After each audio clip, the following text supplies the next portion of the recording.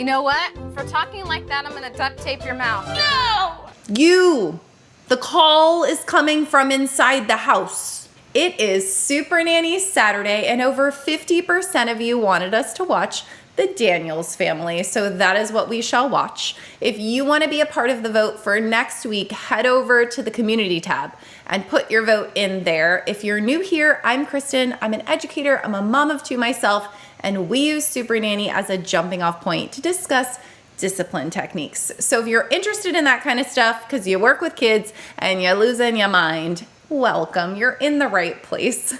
Grab your beverage and let's dive in. I own my own insurance brokerage, and Lisa's at home with all 6 kids all day. Shut up! Shut up! Don't know what I'm gonna do with my children and the way that they're acting. Shut up before I kill you! I'll use mommy's gun and I'll kill you. 7 minutes, don't talk. They know how to push me around and I just don't know how to control them anymore. 6 kids and 1 mum who's given up. We need to take a moment. Did you hear what came out of the mouth of that little child? She will use mommy's gun? The level of violence is astonishing. It actually makes me think of the Moy family. Remember the 2 girls in the car and they were like, "You off yourself, no, you off yourself." They obviously didn't say off yourself. They said the other thing. Where is this coming from? You're stupid. That means you're fat. She's actually gotten to be very conniving, talks back. Actually, you're the She has much attitude towards us. I'm gonna stab you with this knife. You know what? For talking like that, I'm gonna duct tape your mouth. No! Alexa, The call is coming from inside the house. You are the problem. Hey, it's me. I'm the problem, it's me. Mom. Guys, you picked an episode for me to watch. I don't know, I'm gonna need like heart medication after this. Just stop it. I'm just really tired of dealing with it. well, when I come home, I feel things are out of control, and I'm always faced with having to deal with things. What's going on? Nobody knows what's going on unless you talk. I feel like I'm the one who's having to take control when I get home. Supernanny, bring it on. We need your help. We need somebody to come change the recipe for us. Well, Mum may have given up, but I certainly haven't. I'm on my way. I'm so happy that Joe Frost is going to help this family and that the family are letting her in to help, because I am getting that same icky feeling that I got from only a few of the families that we've watched together. Think the Bowersock family, the Chapman family, the Davis family. You had the mother who was verbally and physically abusive to her children. Then later we found out she's got a mugshot online. And then you had those teenagers who were being the adults in the family, taking care of their little brothers. Can you calm down? So Alexis's behaviour unfolds from hitting and slapping and standing on her sister's back Don't keep trying. to spitting in her sister's face. Get out of my clothes. Don't! Stop. You could start with that to keep you busy. You need to grab all that and pick it up. Haley, load up and rinse off the dishes. The observation has officially begun, and Joe Frost is looking at these family dynamics. How do the kids interact with each other? How does mom interact with the kids? And the first thing that Supernanny notices is that the oldest daughter, Haley, is given an immense amount of chores compared to her siblings. And when she questions mom on it, mom says it's because she needs her to stay out of trouble, keep her busy. Yet, what Joe Frost sees is that Alexis, the younger sibling, is provoking a lot of these arguments and problems, yet mom is not giving that same discipline to her. Right now, I just feel like there's nothing I can do. And I'm better off just staying, not dealing with it. I almost want to put them in boot camp. I hate to say it. I don't know if that'll even help them. I think they're beyond control. Just because she shows you the capacity to take what you put on her shoulders, it doesn't mean that she deserves to be treated like that. I'm done talking about that right now. Well, I'm not done by far. There are two types of families that call Supernanny. The first, which is like, I'm a mess, please help me, and whatever you teach me, I will apply and I will try my best and we will get this show back on the road. And then you have the second type of family. Case and point. It's not my problem. I called you, Supernanny, to fix my bad children. I am reading a book right now, maybe you've heard of it. It's called Good Inside. And one of the foundational concepts of this book and why she called it Good Inside is because kids are good inside. Think of them as paint, and you have this blank canvas. Now, you don't get to control whether you have blue paint or pink paint or green paint, right? Because they're whatever temperament that you get. You get what you get and you don't get upset. But you are the painter. And you know what? Some green paint might not look good in the sky. Might look like snot or something. I don't know. Like, you know, you got to put the green paint, maybe make grass, maybe make tree, maybe make abstract art. But you don't get to paint and then go, oh, it's awful. It's the paint's fault. No, these were the colors you were given and you decided to make this mess. It is not the paint's fault. It is the painter's fault. Is that a weird analogy? Yes. Did I just make that up? Yes. Did it make any sense? I don't know. I'm willing to try anything. Lisa. I'm willing to try and get it to work. I just feel like there's nothing we can do to change. But I know that if you're willing to have some faith in what we're about to do here, so are we ready? I'm ready. Yeah? Okay, let's go then. All right. We have hope on board. Jo Frost is doing her best. They're going to try. Let's jump in to the parenting techniques. Bryn started to throw a temper tantrum. Bryn, because you didn't listen to me and sit on the couch, you're gonna go on a timeout now. It's hard to have her crying, and you're trying to discipline her when she's supposed to be her baby. Take her, don't watch it, take her. You don't like what's going on right now, do you? No, and she's not usually like this. You know why? You know why? Do you know why? Because you pussyfoot around her, that's why. I don't know what's going on. I'm really confused. We had a normal teaching day where we started with the rules. These are the things that are going to be allowed in our house. These are the things that are not going to be allowed. And they're all sitting on the couch, but the 2.5-year-old starts getting wiggly. Now she's in the naughty chair. She has to do the whole naughty chair thing. And I'm left wondering, was this 2.5-year-old asked to sit way longer than her developmental level? I don't know. I can't say yes or no because the jumps of the editing were too much for me to keep up with. But mom is not feeling this naughty chair thing. She's not liking that her daughter is having a full-on tantrum and she's screaming. She could even see that she's making herself almost sick. She's gagging and like coughing. And then Jo Frost is now grabbing mom's arms and manipulating her to stare at her in the face. Mum wanted to quit as she walked away from the situation and completely went off the handle. I am telling you right now, she's never like that. I want a break. Come here. No! Come here. Lisa. You asked me to come in and help you, right? Huh? Yeah, but not to make my 2-year-old like that. I'm not making your 2-year-old, you are. You have to sit here until your timeout is over.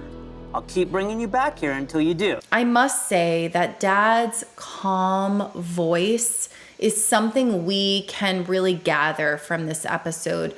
Notice how he's just like, listen, I'm just gonna keep bringing you back here until you finish your timeout.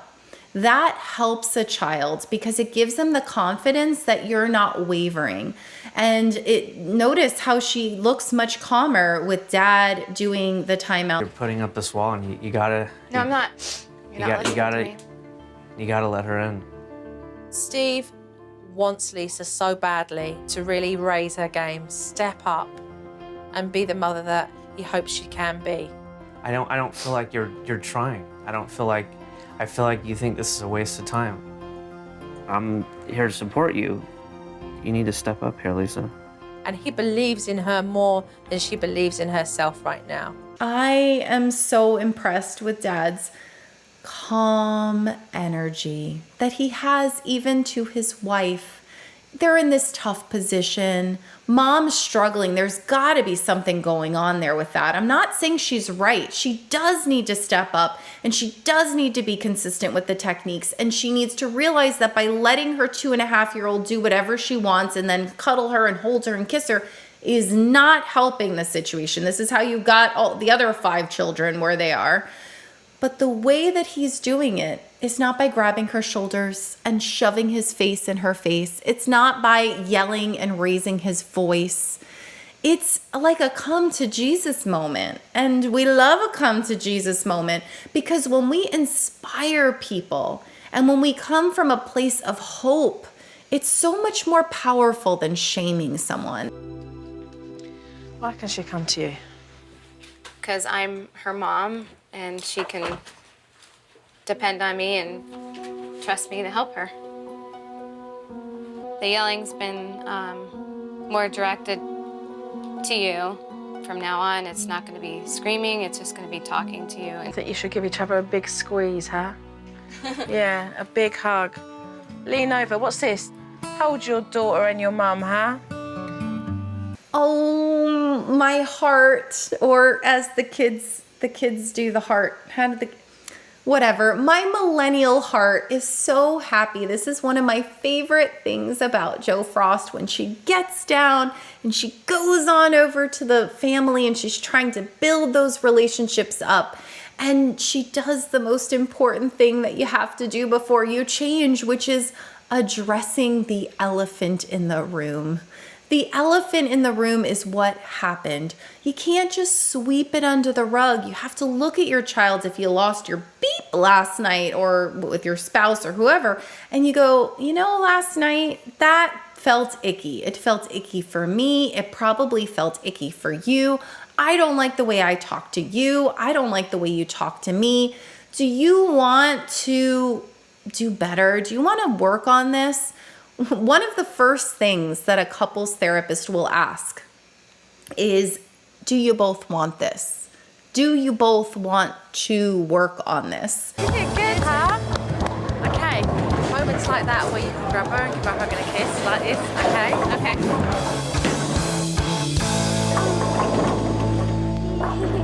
Almost. Okay, come on, you can do it. I know it seems awkward right now, but you know what? You've got to be able to do it. You know what I mean? You've got to connect with her. So she's still very detached and removed from her children. That's very worrying for me because the children do need to receive a lot more than what Lisa's willing to give right now. High five. Good girl. What happened to Mom as a kid? Or maybe it's not that deep. Maybe it's the cameras, but she's struggling to like even hug and congratulate her kid and get close. What's that? Hug. Grab a towel and come back over here. You're now in a timeout because you decided to tease. See what Ireland did with all the toys?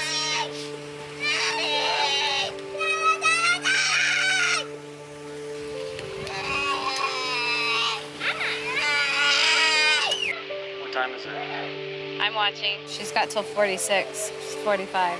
I feel like a lot of this episode has been me just reacting in shock and horror, and I always want you to walk away with a nugget of knowledge. So let's talk about time out for a minute. When is it useful and when is it just plain ineffective? It has to do with whether or not the child wants to be involved in that activity. If the child wants to be involved in that activity and they are pulled away from it, effective. If the child doesn't even want to be there and then you pull them away from it, probably not the right tool to use in your toolbox. Think about the Moy family. They went to visit the homeless shelter, and one of the daughters, she was making faces. She was being really disrespectful to the volunteers and all of the homeless people there. It just wasn't a good situation. And then they used timeout.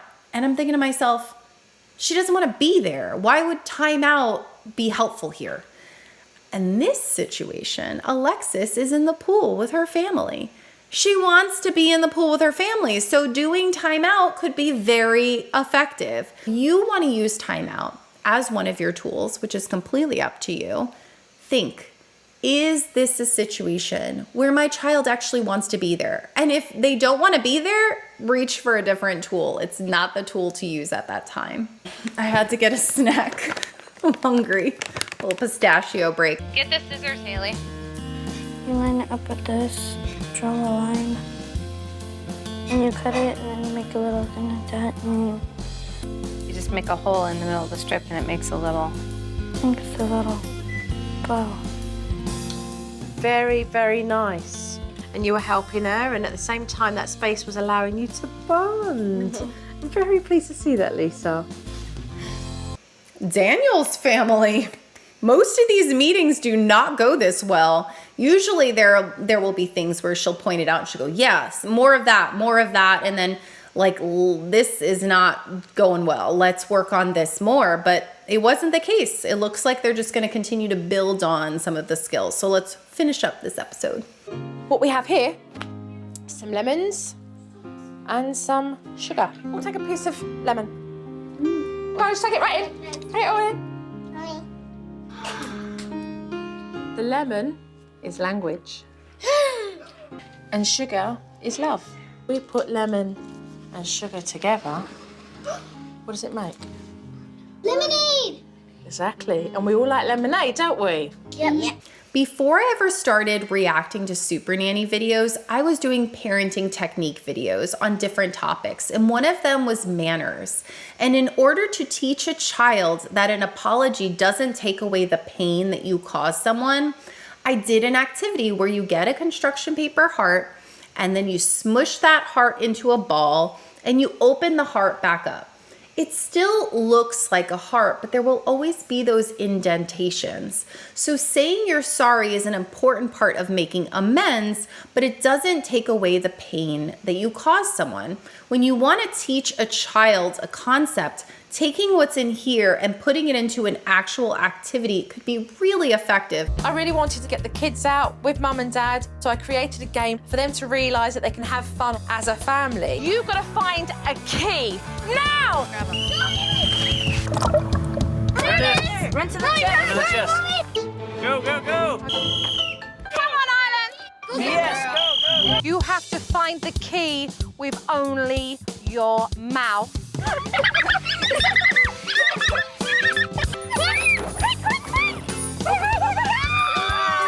Ice cream! What a sweet ending for the Daniels family. And unfortunately, there's nothing listed on the wiki on where they are today. So I wish them well. And I can't wait to see what you choose for us to watch together next week. In the meantime, if you want to see the Moy family, the Bowersock family, the Chapman family, the Davis family, any of those families that were mentioned in this episode, go ahead and check out the playlist where all of these Supernanny reactions are in one place. I'll see you all next week.